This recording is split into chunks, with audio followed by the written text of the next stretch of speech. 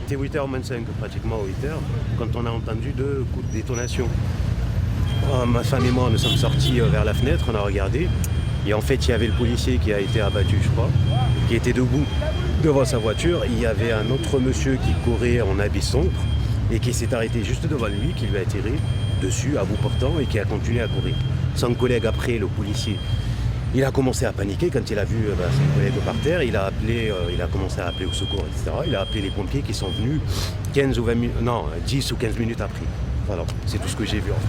Effectivement, les premiers éléments sont confus. L'agent de la police municipale intervenait effectivement sur un accident matériel de la circulation, donc une intervention on va dire classique. L'individu circulait à bord de son véhicule, donc il se serait arrêté, aurait ouvert le feu sur l'agent et également blessant très sérieusement un agent de la voirie.